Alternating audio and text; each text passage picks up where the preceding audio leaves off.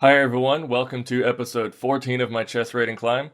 Right now, my rating is 1528, so if I win today's game, I may or may not hit a new peak rating depending on the rating of my opponent. So let's hop into a 15-minute game and see if we can get there. Okay, we got the black pieces, and we'll start with the Scandinavian. Kind of interesting that I haven't had a d4 game on this channel yet. This is day 14, and every one of them has begun with e4, with one exception where somebody opened with a fianchetto. But yeah, we haven't had a d4 game yet. Okay, so this move is actually a bit of an inaccuracy, even though it ostensibly defends the pawn. But this move, where they play c4 to defend their d-pawn, actually creates some weaknesses, so we can gambit another pawn here and prioritize rapid development. And if they take the pawn here, allowing me to take back with the knight, this is just objectively better for black, despite being down a pawn. So we'll have to wait and see if I can mount an attack if they do indeed take the pawn. Okay, so I've never actually seen this move before. I mean, I've seen d4 in the Scandinavian plenty of times, but never in this move order. Like, I've never seen this triple pawn structure here. Can I just go ahead and take this pawn? Leave them with an isolated pawn? I think that looks really good. Because all I have to do is take this pawn, they take back, I take with probably my knight, just so my queen doesn't get intempoed with their knight, and just leave them with an isolated d-pawn that I can target for the rest of the game. Yeah, that looks really good. Let's go ahead and snap that off. And they don't even necessarily have to take this pawn, but if they don't, then I'll take their pawn and leave them with an isolated d-pawn regardless.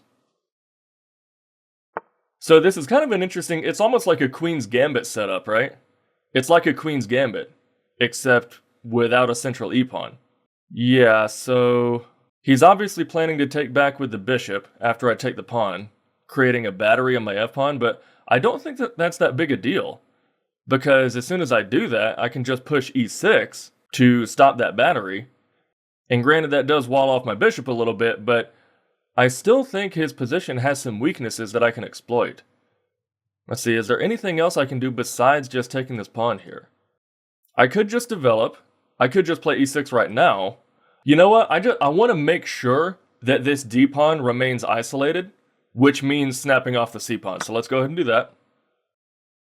Like, I want to create as many weaknesses in their position as possible, which means going after the d-pawn. Like, they're going to have a really hard time protecting that for the rest of the game. And now he's considering whether to take back with the bishop or the queen. I mean, it would make most sense to take back with the bishop, right? Yeah, that's what I thought. Okay, so I can't offer a trade of bishops, because then that would drop my b-pawn, and it would also drop my c-pawn. So I pretty much have to play e6, right? Like, there's no other move that really works in this position yet. So we'll play e6. Then later I might develop my knight to d7 and then offer a queen trade. Also, his d-pawn is loose right now. Okay, so he protects his pawn with his knight, preparing to castle. That makes sense. Let's see, what happens if I deliver a check with the queen? If I deliver a check with the queen, he blocks with the bishop. Yeah, that doesn't make a lot of sense. I would just have to move my queen back somewhere anyway, and I would just be helping his development. Let's see here. I could offer a queen trade, but I don't want to double my b-pawns. I need to develop my bishop in castle, because I'm obviously not castling queenside, right? I know that I'm going to castle kingside, so the question is, where do I develop my bishop to? e6 seems a little bit passive. It does proactively avoid the pin on my knight, though. Yeah, I think I am going to go bishop e6 just because, or excuse me, bishop e7 is what I meant. Instead of bishop d6, just because I want to maintain the queen's sight on this pawn. And obviously there's nowhere else for the bishop to go that wouldn't get captured. Okay, so he's castled. I'll go ahead and castle as well. Okay, so now that I'm castled, I think I have ideas of moving my knight to c6. And then if he defends his pawn again, say with his bishop, then my knight can fork his queen and his bishop and get the bishop pair off the table. So yeah, that looks really good. Let's do that. Interesting. Okay, so he gets out of the forking square and also adds a defender to his pawn. So now what I'd like to do is to move my queen out of the way, somewhere, say, to one of these squares, and then slide my rook over to pin the pawn against the queen. Yeah, I wonder if that's on the cards. Let's see. I'd rather not move my queen here to b6 because then he just moves his bishop to x-ray my queen through the pawn. So yeah, let's move my queen to c7 just so that I can slide my rook over. Queen c7 is also a good square because I might also have ideas of creating this battery with the bishop in the future, aiming at the king. Okay, I don't think that works. Yeah, he's trying to kick my knight and also just like force a pawn trade, but the reason that doesn't work is just because I can play rook d8, right? Pin the pawn to the queen, and there's nothing he can do to save that pawn. Like he can't add another defender. So let's see. Right now the pawn is defended 1, 2, 3 times, and there's no other piece he can bring to the defense of the pawn. Meanwhile, the pawn is attacked 1, 2. Well, actually, the pawn is attacked 2 times. So even if I add another attacker with my rook, it still doesn't add as many attackers as I would need to win the pawn. I would still like to activate my rook though, and I might be able to bring my queen, let's say, to a5 to threaten the pawn as well. Yeah, we'll have to see. Ooh, but you know what? I might not even have to do that, right? I might not even have to do that because if I take this pawn and he takes back with a piece, then I could use my bishop to pin their piece to the queen. Okay, so they played g3. Honestly, that looks like a move that they're making just because they don't know what else to do. That doesn't look like a good move, right? I mean, at the very least, he should have developed his bishop, right? Yeah, so I think I am safe just to take this pawn. And if he takes with the knight, then that's threatening both my bishop and my queen. So I would have to take with my knight. And then when he takes back with his bishop, all I have to do is use my bishop to add pressure to the pinned piece and win the piece. So really, if I take this pawn, he can't take back. He can't take back with a piece. So that looks like just a free pawn. Now granted, my d-pawn is isolated, right? So if my opponent's savvy and he knows that he can't take that pawn, which he can't, then I am going to have a bit of a hard time protecting my d-pawn because now I'm the one with the isolated pawn, but I am still up a pawn. So I might be able to leverage that to my advantage. Okay, so is there any reason I can't develop my bishop to e6? If I develop my bishop to e6, there's nothing that he can do to add another defender to the bishop. Nothing. And I'm not seeing any counterattack.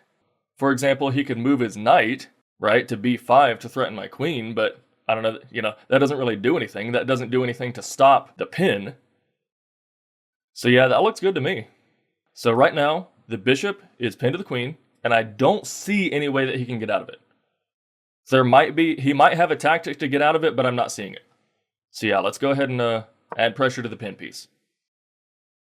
Right now, the piece has, 1, 2 defenders, and 1, 2, 3 attackers. And I don't see a way that he can save it. Yeah, I think my opponent's realizing his mistake, and he's trying to figure out a way to save his piece, or maybe mount a counterattack, but I'm not seeing it. And I doubt my opponent's going to see it either. Okay, so I did predict this move, but I don't think that actually accomplishes anything. Right? It doesn't accomplish anything, because all I have to do is move my queen to b6. He could threaten my queen with the bishop, but I mean, his knight's just hanging in that case, right? And if I move my queen to b6, he can't move his knight anywhere else to threaten the queen, or, win any other material. Plus, after queen b6, he's not going to have one, but actually 2 pieces hanging. Both his bishop and his knight will be hanging in that case. So I think threatening my queen with the knight was just kind of a desperation move, hoping I would mess up. But, I mean, I'm still not seeing in a way he gets out of losing a piece here.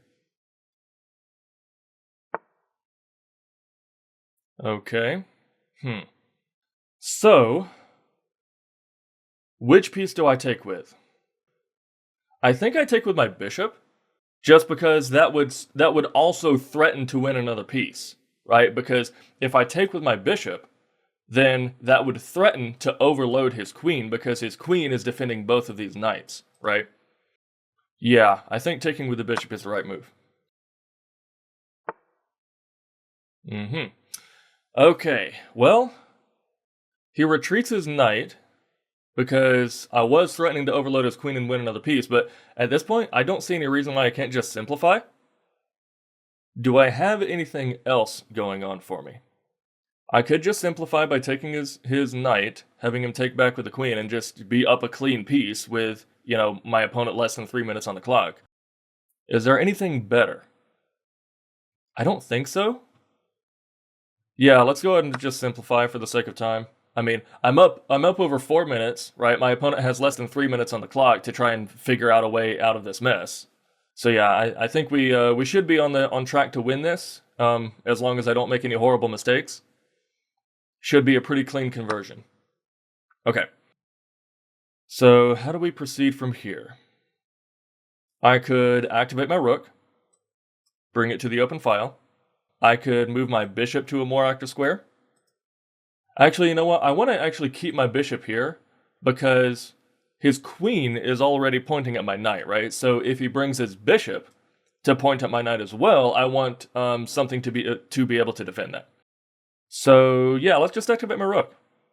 Just make an improving move. Okay. So it's threatening my bishop.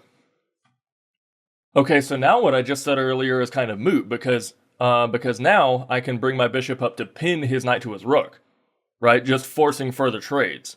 Okay, yeah, so that looks really good. Let's go ahead and do that. If I'm up a piece with my opponent down to 2 minutes on the clock, the more I can simplify, the better. Yep, that doesn't surprise me. Okay, so here, I think I can go ahead and take the knight with my bishop, just because if I take the knight and he does an intermezzo and takes my knight, I can use my bishop to save my bishop and also take back the piece. So let's go ahead and snap this off first, and then later, actually, no, you know what? I was about to say, and then later I could have ideas of bringing my knight in to threaten his queen and also threaten to fork his rooks here. But if I snap off the knight first, that pawn will be in the way from my knight jumping. So instead, I actually think I have to move my knight first. Yeah, that looks really good. I can move my knight, and then is there anywhere he can move his queen to save this forking square? I don't think so. Let's see, if I move my knight here to d4, where can he move his queen that simultaneously prevents his queen from being captured and also protects the forking square? Let's see, go here. Well, his queen could actually go here. Actually, no, that wouldn't work, never mind, because then that would fork his queen and his king. Yeah, so that doesn't work. His queen, if I move my knight here, his queen can't go here. His queen can't go here, because that'll be captured by the knight. His queen can't go here. That'll be captured by my other knight. His queen can't go... Could his queen go here? His queen could go to d3. What do I do if his queen goes to d3? Oh, if his queen goes to d3, then I move my knight... Yeah, I move my knight to b3, so that when he saves his queen, I snap off his rook anyway. Okay, yeah, that looks really good. I think I'm going to be winning an exchange here. So that way, after I win the exchange, I won't be up a minor piece, I'll just be up a clean rook. Yeah, that looks really good. It does look like I'm on track to win this. I have chess.com set to where it hides my opponent's rating during the game, so that my opponent's rating doesn't distract me from best play.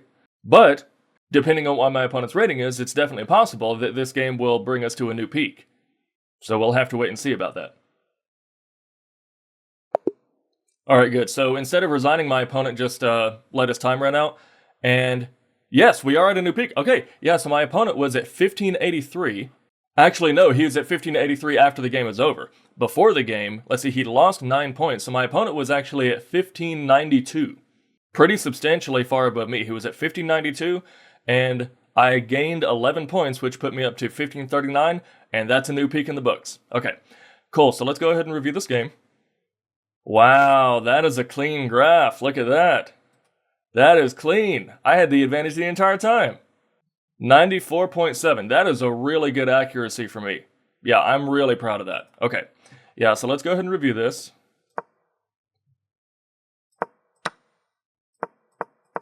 Okay, yep, this is all book. Okay, so d4 in this line is actually a book move. That's really interesting. Okay, so just to illustrate what I was talking about earlier, if they take this pawn, it only gets a check mark, okay? And you see the evaluation bar goes to, well, right now it actually looks like it's an even game, but if you let the engine run for a while, most of the time it gives a slight advantage for black in this position, even though we're down a pawn. Okay, but yeah, I've never actually seen this move before. Never seen it before. But we go ahead and take. Yeah, that queen move didn't seem quite right. Let's see, so what should they have done? Okay, yeah, just develop their pieces more, and then what happens if I take here? It gets a check mark, and they take back with the bishop, and the game just goes on. Okay. All right. So I know that if they play d4, I just go ahead and take the pawn.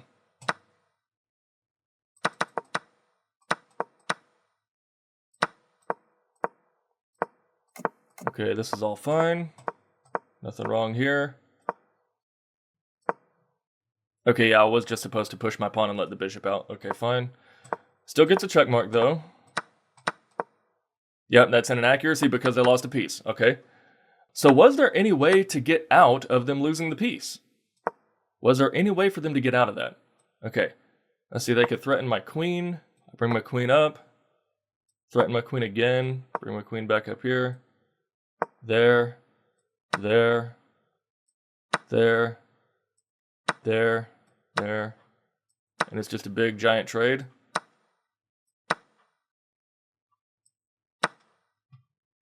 Okay, and then at the end of the line, let's see, 1, 2, 3 versus 1, 2, 3. Okay, so at the end of that line, okay, so it turns out that the computer actually evaluates white losing the queen as being better than losing the piece. Like exchanging the queen for the rook is what I mean. Because right here, I have a queen in exchange for a rook, whereas in the previous line, I was just up a minor piece. Okay. So the short answer is no, they didn't have a way to get out of it. They were losing material no matter what. Okay.